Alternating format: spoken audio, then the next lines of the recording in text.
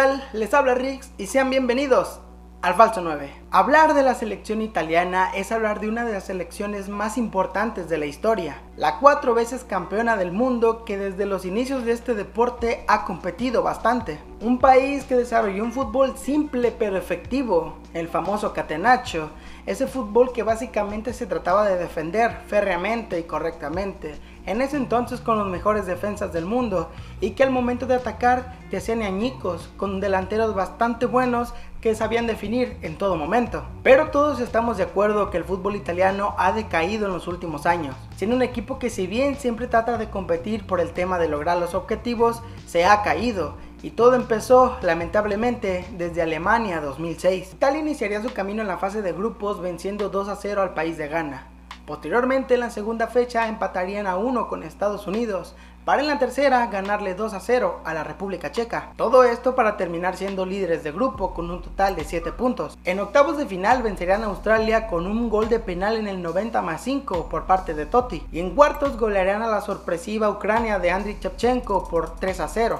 Es así como las semifinales despacharían a Alemania por 2-0, un resultado que se dio en los tiempos extras y siendo posiblemente uno de los partidos más recordados de ese mundial. Es así cuando llegarían a la gran final, una donde empatarían a un gol con la Francia de Zidane, un Zidane que sería expulsado, siendo de las expulsiones más recordadas, y ganando su cuarta Copa del Mundo en la tanda de penales. Un asunto que tendrá Italia compitiendo al tú por tú con Brasil. Y también siendo este logro uno que marcaría un antes y un después para la historia del fútbol italiano. Porque en la Euro 2008 serán eliminados por España en cuartos de final, en penales.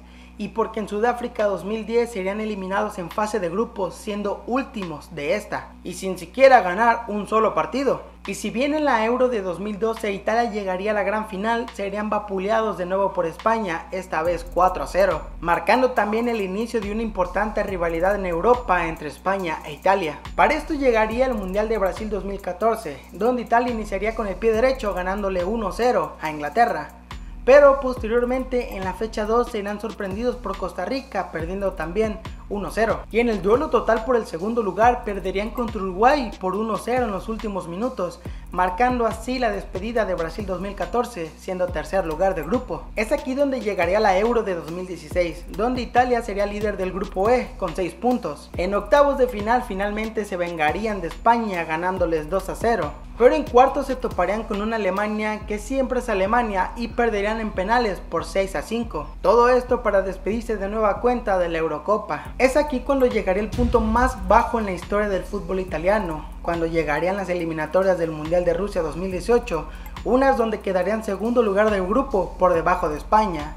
Y este tipo de resultados los mandaban directamente al repechaje de Europa por un boleto al Mundial. Aquí se medirían ante Suecia, un equipo donde en la ida perderían 1-0 en casa de los suecos. Y en la vuelta se pensaba que Italia tranquilamente ganaría para pasar al Mundial, pero no sería así. 0-0 en la vuelta en San Siro, un resultado que claramente los dejaba fuera. Los dejaba fuera de un mundial por primera vez en la historia desde que este deporte existe. Un asunto que pondría al país patas arriba completamente y que marcaría la historia más oscura del fútbol italiano. Pero aún así esta selección tendría una bocanada de aire fresco, porque llegaría a la Eurocopa de 2021, una que se jugaría en toda Europa. Aquí serían líderes del grupo A con 9 unidades. Eliminarían a Austria 2-1 en tiempos extra en los octavos de final, para posteriormente eliminar a Bélgica también por 2-1 en los cuartos. Y aquí se volverían a medir a España, ahora en fase de semifinales, para eliminarnos en penales por marcador de 4-2. Y es así como llegaría a la gran final ante Inglaterra en el mismísimo estadio de Wembley. Una selección que también vencerían por marcador de 3-2, ganando así su segunda Euro en la historia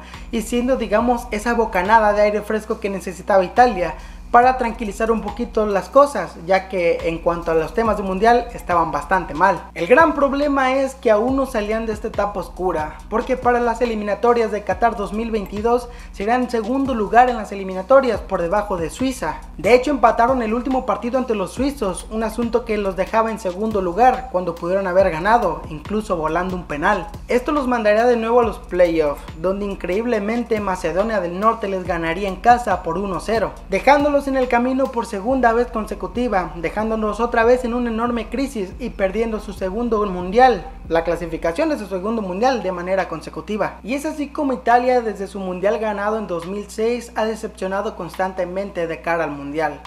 También es claro que en las Eurocopas le ha ido bastante bien, pero creo que no es algo que pueda cubrir su decepción en la máxima competencia internacional. Si bien es muy posible que los veamos en el Mundial de 2026, ya no sabemos nada. Italia podría sorprendernos tanto positiva como negativamente, por lo que habrá que esperar a que la Italia de los 4 mundiales no nos decepcione. Pero por mi parte esto ha sido todo. Les ha hablado Rix, nos vemos.